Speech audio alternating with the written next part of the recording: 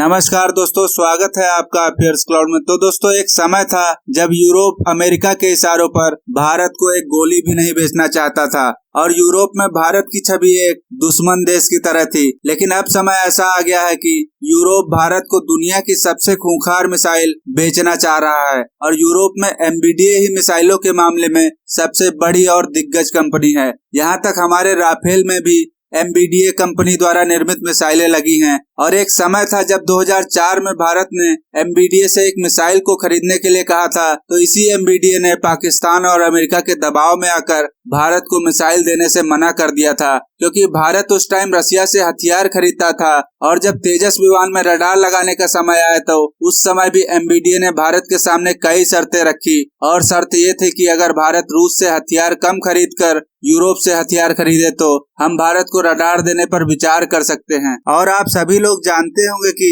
Radar किसी भी तरह के लड़ाकू विमानों के लिए बहुत ही महत्वपूर्ण माने जाते हैं और अगर लड़ाकू विमानों में रडार ही नहीं लगेगा तो वो अपनी तरफ आ रही मिसाइलों को कैसे पहचानेगा और कौन सा फाइटर जेट दुश्मन का है और कौन सा फाइटर जेट अपना है, ये सब रडार के बिना पहचान पाना असंभव होगा। और ये रडार ही है जो दुश्मन की पोजीशन का पता लगाकर बताते हैं। साथ ही साथ रडार से ही मिसाइलों को गाइड भी किया जाता है दुश्मन तक पहुंचाने के लिए। लेकिन उस समय भारत का खुद का अपना रडार बनकर तैयार नहीं था, तो भारत ने इन्हीं यूरोपियन कंपनियों से उनका रडार मांगा, तो इन्हीं यूरोपियन कंपनियों ने ढेर सारी शर्तें रख दी थी भारत के सामने। फिर भारत ने यूरोपियन कंपनियों की शर्तों को दरकिनार कर इजराइल से हाइब्रिड रडार का सौदा कर लिया था और तभी से भारत पाइथन और स्पाइक जैसी मिसाइलों और बम को इजराइल से ही खरीद कर तेजस में लगाता है। लेकिन आप लोग कह रहे होंगे कि मैं आज एमबीडीए की बात क्यों कर रहा हूँ, तो आपको बता दूं, यही एमबीडीए कंपनी ने भारत को बिना मांगे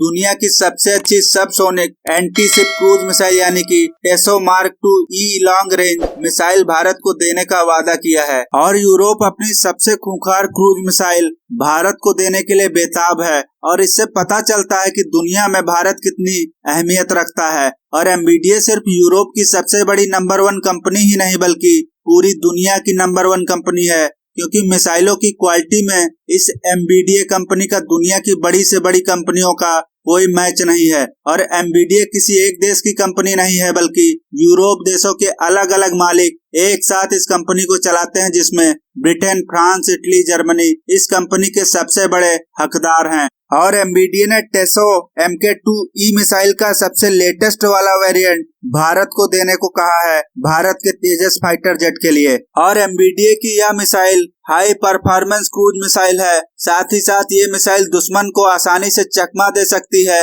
और दुश्मन के रडार में भी पकड़ में ना आए, इसके लिए इसे स्टेल्थ तकनीक से लैस किया गया है। और इन्हीं खूबियों की मदद से ये मिसाइल दुनिया के खूंखार से खूंखार एयर डिफेंस सिस्टम को आसानी से तबाह कर सकती है। इसी के साथ इस मिसाइल में यूरोप की बेस्ट से बेस्ट टेक्नोलॉजी को लगाया गया है, जैसे कि इसमें हाई जी थर्मल मैन्यूवरेबिलिटी का भी इस्तेमाल किया गया है। वहीं इस मिसाइल की रेंज की बात करूं तो वो है 350 किलोमीटर। लेकिन आप लोग सोच रहे होंगे कि इससे ज्यादा रेंज तो भारत की ब्रह्मोस मिसाइल के पास है, तो भारत इससे क्यों खरीदेगा। तो आपको बता दूं, दुनिया में बहुत सी ऐसी मिसाइलें हैं जिनकी रेंज 1,000 किलोमीटर तक होती हैं, लेकिन वो मिसाइलें कहीं न कहीं रडार या फिर डिफेंस सिस्टम के पकड़ में आ जाती हैं। लेकिन इस मिसाइल की रेंज तो कम जरूर है, लेकिन यह मिसाइल स्टेल्थ तकनीक से लैस है, जिस वजह से यह मिसाइल 100% अपने दुश्मन को बर्बाद ही करके मानती है। और इस मिसाइल में 1% की भी ऐसी गुंजाइश नहीं है कि दुश्मन बच पाएगा।